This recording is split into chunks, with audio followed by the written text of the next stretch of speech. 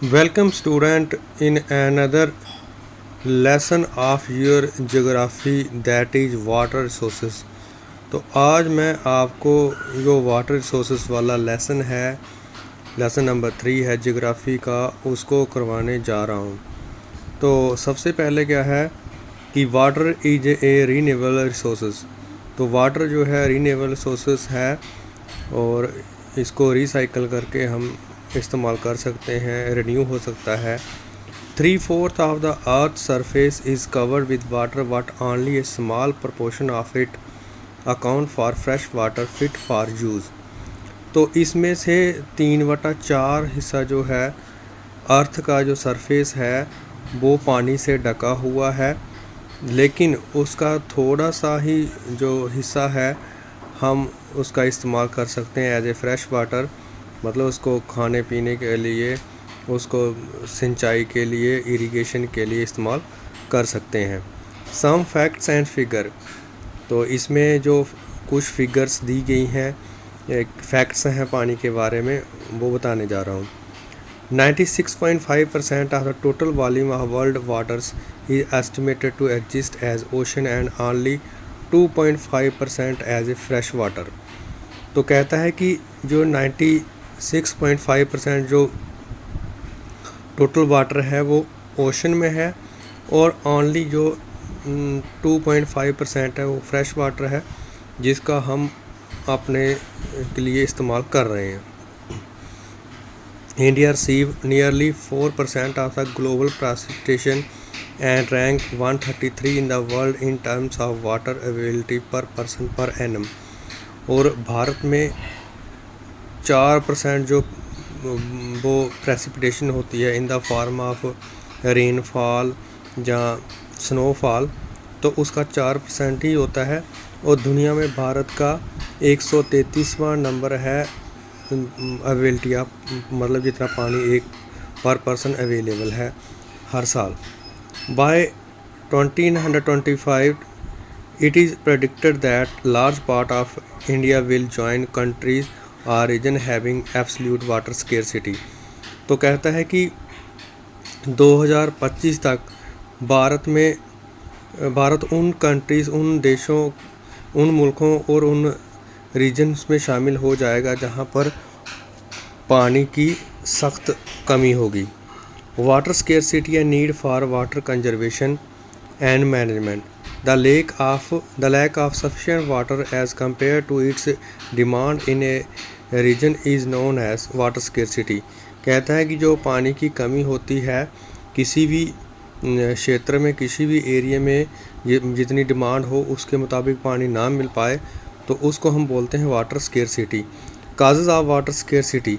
अब ये जो पानी की जो कमी होती है उसके कारण कौन से होते हैं? Over exploitation.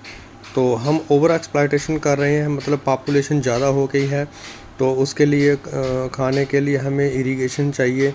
फिर गाड़ियां हैं, गाड़ियों को धोते हैं, फिर इस तरह से बहुत सारी इंडस्ट्रीज़ लग गई हैं, फैक्ट्रियां लग गई हैं, कारखाने लग गए हैं, तो वहाँ पर भी पानी का इस्तेमाल हो रहा है।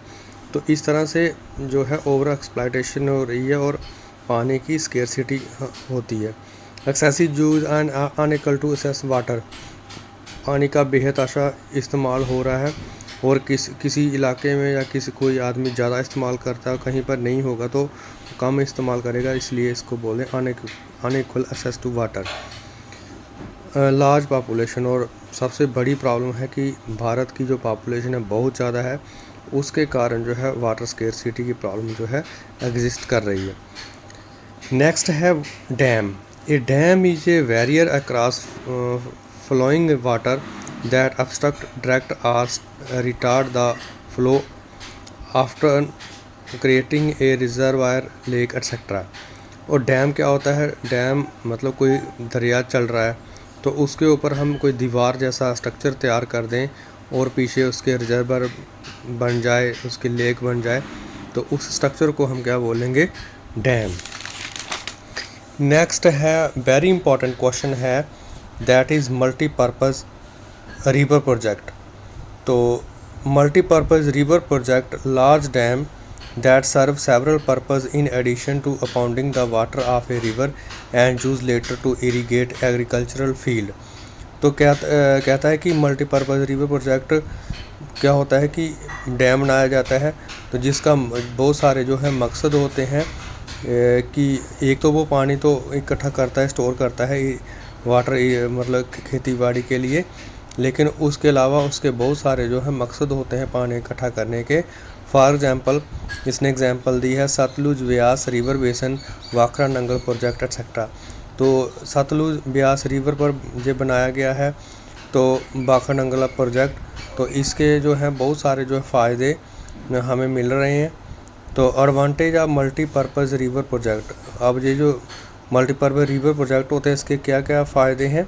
सबसे पहले इलेक्ट्रिसिटी जनरेशन, मतलब एक फ़ायदा ये हो गया, इसलिए हम इसको बोलेंगे मल्टीपर्पज़ रिवर प्रोजेक्ट। दूसरा, जहाँ से खेती बाड़ी होगी जो हमें पानी मिलेगा, इरिगेशन होगी, सिंचाई, water supply for domestic and industrial usages, हमें पानी मिलेगा मतलब कारखानों के लिए, फैक्ट्रियों के लिए।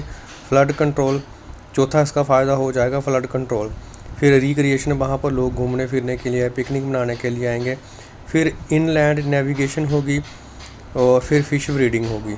तो ये इतने सारे जो है फ़ायदे होंगे डैम बनाने के लिए, तो इसलिए इसको बोलते हैं मल्टीपर्पज़ रिवर प्रोजेक्ट। तो disadvantages of multi river project, अब ये जो कोई भी मल्टी रिवर प्रोजेक्ट बनता है तो उसके बहुत सारे जो हैं नुकसान भी हैं। तो सबसे पहले क्या नुकसान होता है, it effect the natural flow of river causing poor sediment flow and excessive sedimentation at the bottom of the reservoir.